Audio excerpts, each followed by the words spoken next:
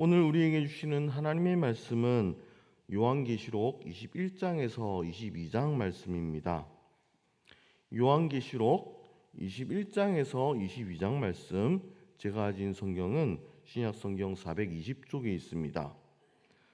우리 드라마 바이블로 함께 듣고 은혜 나누도록 하겠습니다. 제21장.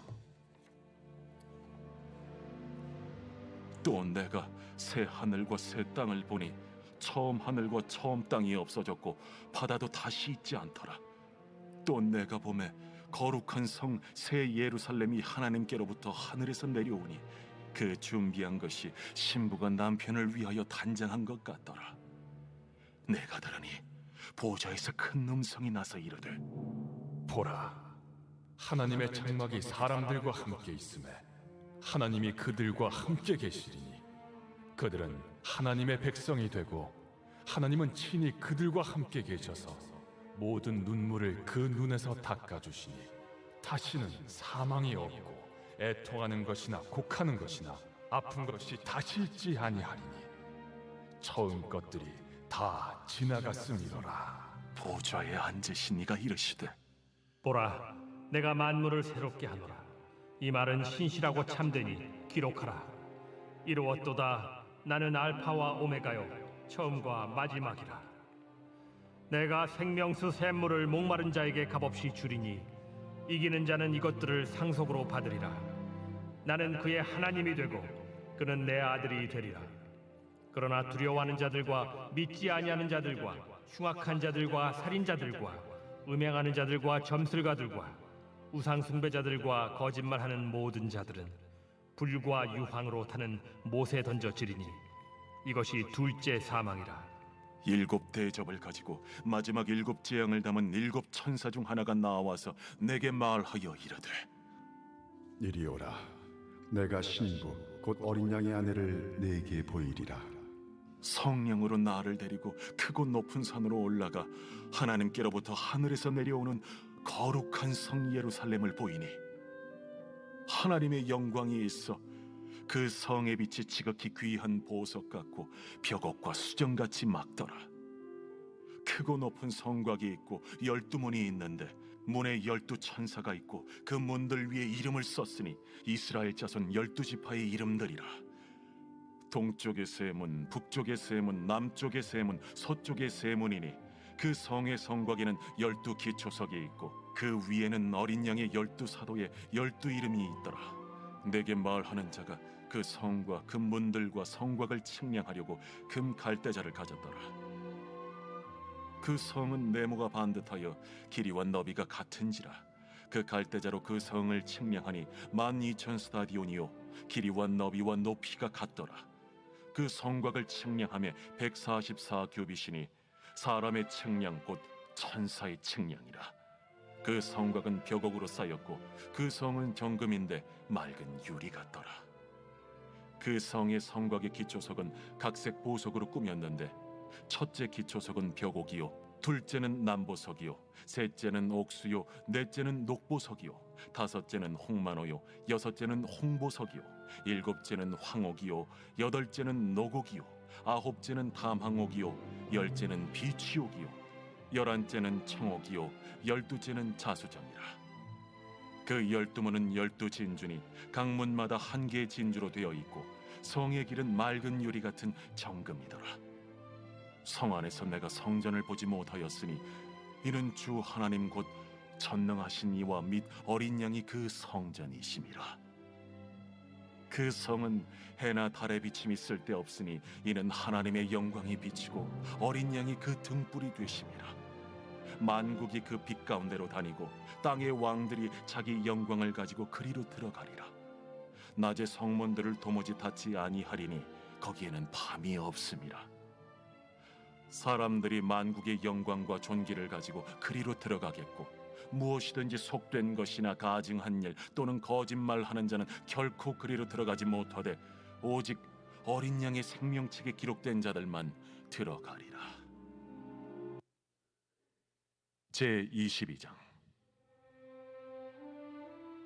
또 그가 수정같이 맑은 생명수의 강을 내게 보이니 하나님과 및 어린 양의 보좌로부터 나와서 길 가운데로 흐르더라. 강 좌우에 생명나무가 있어 12가지 열매를 맺되 달마다 그 열매를 맺고 그 나무 잎사귀들은 만국을 치료하기 위하여 있더라. 다시 저주가 없으며 하나님과 그 어린 양의 보좌가 그 가운데에 있으리니 그의 종들이 그를 섬기며 그의 얼굴을 볼 터이요 그의 이름도 그들의 이마에 있으리라. 다시 밤이 없겠고 등불과 햇빛이 쓸데없으니 이는 주 하나님이 그들에게 빛이시니라. 그들이 세세토록 왕노릇 하리로다. 또 그가 내게 말하기를 이 말은 신실하고 참된지라. 주 곧 선지자들의 영의 하나님이 그의 종들에게 반드시 속히 되어질 일을 보이시려고 그의 천사를 보내셨도다. 보라, 내가 속히 오리니 이 두루마리의 예언의 말씀을 지키는 자는 복이 있으리라. 이것들을 보고 들은 자는 나 요한이니 내가 듣고 볼 때에 이 일을 내게 보이던 천사의 발 앞에 경배하려고 엎드렸더니 그가 내게 말하기를 나는 너와 내 형제 선지자들과 또 이 두루마리의 말을 지키는 자들과 함께 된 종이니 그리하지 말고 하나님께 경배하라. 이 두루마리의 예언의 말씀을 인봉하지 말라. 때가 가까우니라. 불의를 행하는 자는 그대로 불의를 행하고 더러운 자는 그대로 더럽고 의로운 자는 그대로 의를 행하고 거룩한 자는 그대로 거룩하게 하라. 보라, 내가 속히 오리니 내가 줄 상이 내게 있어 각 사람에게 그가 행한 대로 갚아주리라. 나는 알파와 오메가요 처음과 마지막이요 시작과 마침이라. 자기 두루마기를 빠는 자들은 복이 있으니 이는 그들이 생명나무에 나아가며 문들을 통하여 성에 들어갈 권세를 받으려 함이로다. 개들과 점술가들과 음행하는 자들과 살인자들과 우상 숭배자들과 및 거짓말을 좋아하며 지어내는 자는 다 성 밖에 있으리라. 나 예수는 교회들을 위하여 내 사자를 보내어 이것들을 너희에게 증언하게 하리노라. 나는 다윗의 뿌리요 자손이니 곧 광명한 새벽별이라. 성령과 신부가 말씀하시기를 오라 하시는도다. 듣는 자도 오라 할 것이요 목마른 자도 올 것이요 또 원하는 자는 값없이 생명수를 받으라 하시더라. 내가 이 두루마리의 예언의 말씀을 듣는 모든 사람에게 증언하노니 만일 누구든지 이것들 외에 더하면 하나님이 이 두루마리에 기록된 재앙들을 그에게 더하실 것이요 만일 누구든지 이 두루마리의 예언의 말씀에서 제하여 버리면 하나님이 이 두루마리에 기록된 생명나무와 및 거룩한 성에 참여함을 제하여 버리시리라. 이것들을 증언하신 이가 이르시되 내가 진실로 속히 오리라. 아멘. 주 예수여 오시옵소서. 주 예수의 은혜가 모든 자들에게 있을지어다. 아멘. 우리 용인영락교회가 오늘로 요한계시록의 말씀을 또한 마무리 짓게 됩니다. 아마도 창세기부터 시작을 했어 요한계시록까지 이어지는 오랜 여정을 마치는 셈이기도 한 것 같습니다. 제가 용인으로 이사 와서 용인영락교회 처음 이제 왔을 당시에 시편을 이제 마무리하고 있던 시점이었어요. 그리고 그때로부터 2년이 지나서 이제 요한계시록도 마무리하게 되니까 저나 여러분이나 굉장히 감회가 새로울 것 같습니다. 요한계시록은 고난 가운데 쓰여진 책이고요. 그리고 그 속의 내용들을 보면 하나님의 백성들이 고난 가운데에 놓여 있는 장면들도 많이 보게 됩니다. 그렇지만 우리가 그동안 성경을 읽고 묵상하면서 배운 것이 있습니다. 그리스도인의 삶은 결코 고난으로만 끝나는 것이 아니란 것 말입니다. 하나님께서 우리를 너무나 사랑하시기 때문에 우리를 결코 가만히 두지 않습니다. 우리를 위로하시고 도우시고 돌보시고 승리케 하시는 것이 바로 그리스도인의 삶입니다. 믿는 사람들에게는 하나님께서 은혜를 주셔서 결코 고난이 고난으로 끝나지 않게 하십니다. 천국의 희망과 약속과 눈물 닦아주심이 기다리고 있습니다. 오늘 본문 속 말씀을 처음 받았던 교회 공동체도 그러했습니다. 목사님들께서 말씀해 주신 것처럼 당시 로마를 지배하던 황제 이름은 도미티안 또는 도미티아누스라고 불리던 황제였습니다. 기독교인들에게 특별히 가혹했지만 일반 로마 사람들에게도 가장 나쁜 황제로 이제 기록되었던 여겨졌던 그런 분이었습니다. 오죽하면요, 도미티아누스는 자신의 생애를 자연사로 끝내지 않았습니다. 암살당했고요.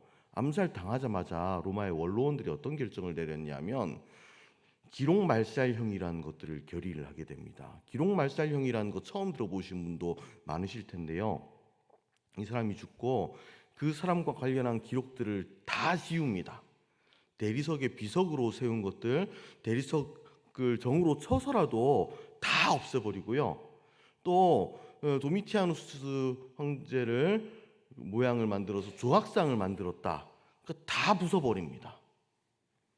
그래서 그 사람과 관련한 모든 기록과 이름들을 다 지워버리고 역사에서 잊혀진 존재가 되게 하는 것이 바로 기록말살형입니다.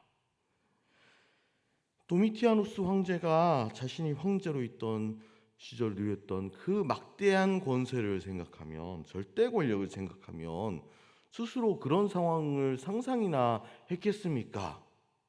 자신의 권력이 영원하다고 생각하지 않았겠습니까?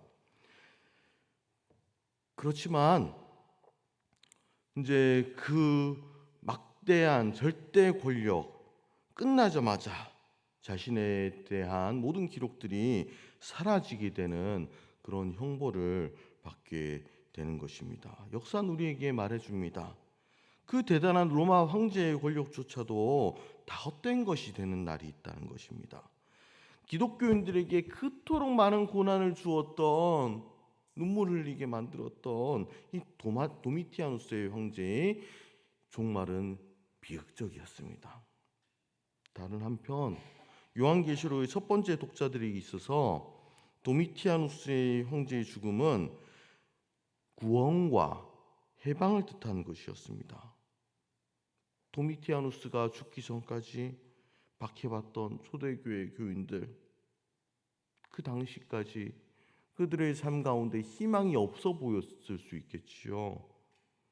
그렇지만 역사를 주관하시는 하나님의 관점에서 볼 때에 이 고난은 잠깐 있다가 없어질 그런 어려움에 불과했습니다. 잠깐만 시간이 지나면 하나님께서 곧 그들의 눈물을 다 닦아주시고요, 위로하여 줄 것입니다. 오늘 말씀이 초대교회 성도님들에게 주어진 말씀이기도 하지만 오늘날을 살아가는 우리에게 주어지는 하나님의 말씀이기도 합니다. 우리는 초대교회 때 도미티아누스 황제 시절에 기독교인이 겪던 것과 비슷한 어려움에 처해지기도 합니다.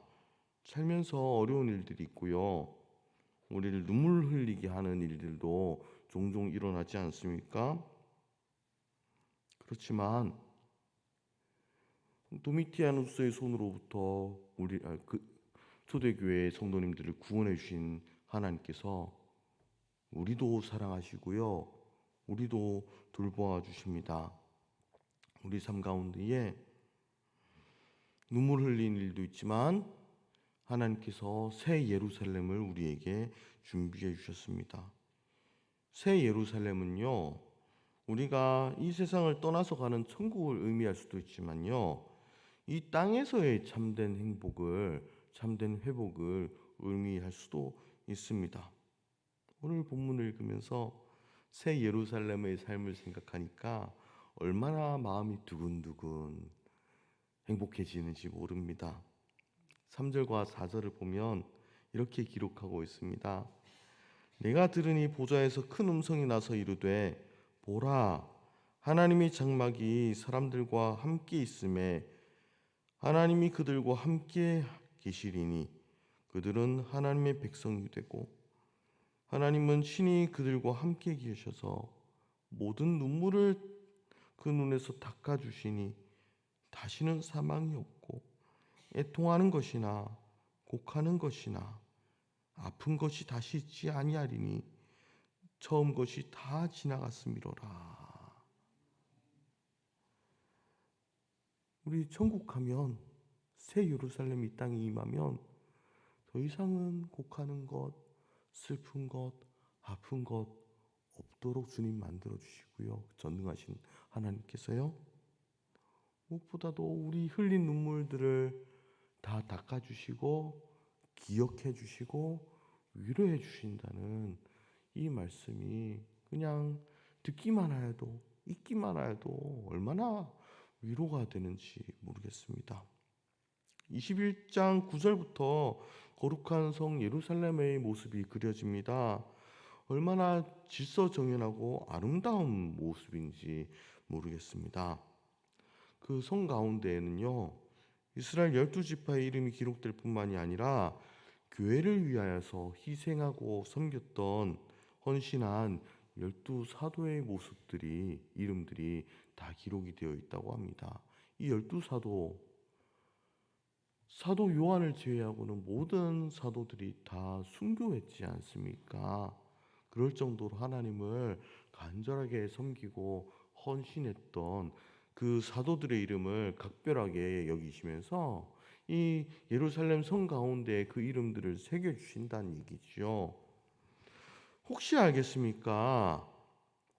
그 가운데에 옆에 작은 글씨로 하나님의 교회를 위해 섬기고 헌신했던 여러분들의 이름도 기록되어 있을지 누가 알겠습니까? 또 그 성은 각종 보석으로 꾸며져 있고 어떠한 예술가나 건축가도 능히 상상하기 어려운 놀랍고 아름다운 모습으로 완성되어 있다는 것입니다. 아주 특징적인 구절이 하나가 있는데요. 22절, 23절에서 기록하기를 성 안에서 내가 성전을 보지 못하였으니 이는 주 하나님 곧 전능하신 이와 및 어린 양이 그 성전입니다. 그 성은 해나 달의 비침이 쓸데없으니 이는 하나님의 영광이 비치고 어린 양이 그 등불이 되심이라 하고 기록되어 있는 것입니다. 여기서 성전이 없다고 합니다. 왜요? 하나님께서 신이 성전이 되어주시기 때문에 그렇습니다. 가장 온전한 것, 가장 완전한 것이 이 땅에 있으니까 그 상징이 되는 것들 우리에게 알려주기 위해서 보여준 그 이미지적인 부분들은 더 이상은 필요가 없다는 것입니다. 모형이 필요가 없다는 것입니다. 원본이 있으니까요. 또 해와 달이 없다는 것입니다. 왜요?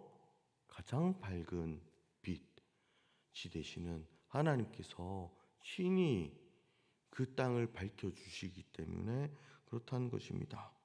우리는 밤에 전등을 켜고 살아가는데 낮에는 전등을 켤 필요가 없지 않습니까?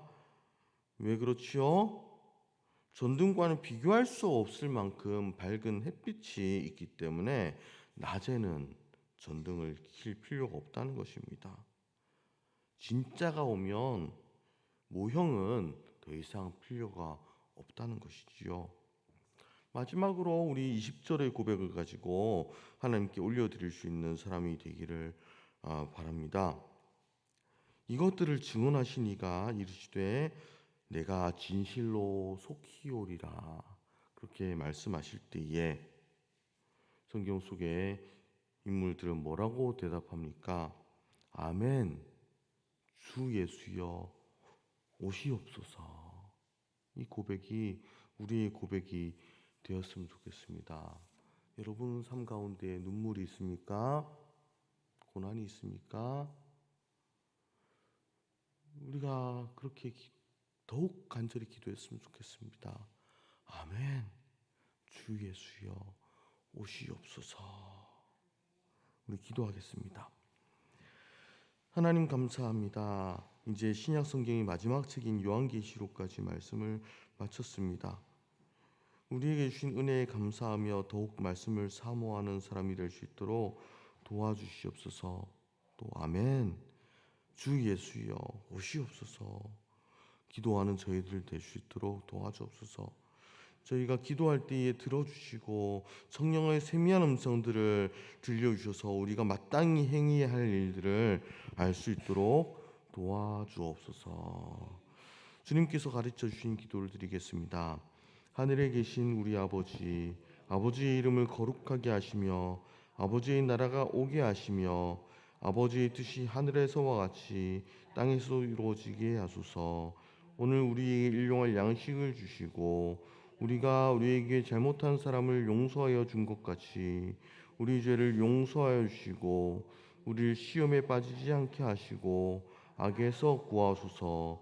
나라와 권능과 영광이 영원히 아버지의 것입니다. 아멘.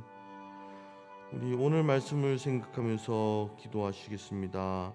모든 고난을 잘 이겨낸 이들이 새 예루살렘의 영광을 누리는 내용을 보면서 우리도 많은 도전을 받습니다.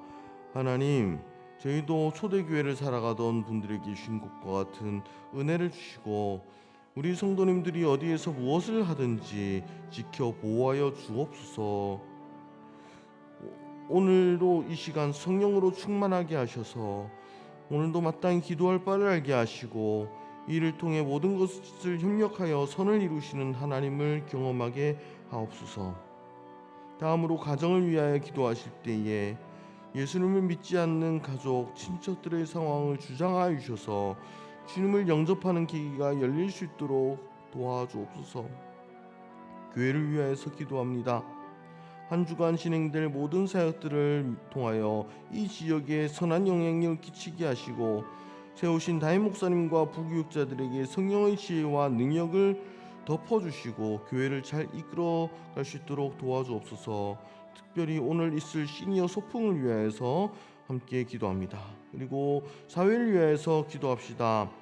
창조의 질서를 부정하는 비성경적 법률이 제정되지 않게 하시고 대통령을 비롯한 모든 위정자들이 하나님을 경외하게 하여 주옵소서. 마지막으로 개인적인 기도 제목들을 놓고 기도하며 나아가겠습니다. 하나님 감사합니다. 하나님 오늘도 이 시간 불러주셔서 감사합니다. 기도하게 하신 감사합니다. 하나님 말씀을 사모하면서 하나님과 함께 이렇게 주신 마지막 말씀까지도 함께 읽고 또 말씀 나누게 하시니 감사합니다. 하나님 이 시간을 통하여서 아침 첫 식을 하나님께 드릴 때에 우리 교회를 사용하여 주시고 이 자리에 나오는 한 분 한 분 또 영상으로 예배드리는 분들 한 분 한 분까지도 하나님 만나주시고 특별히 고난 이후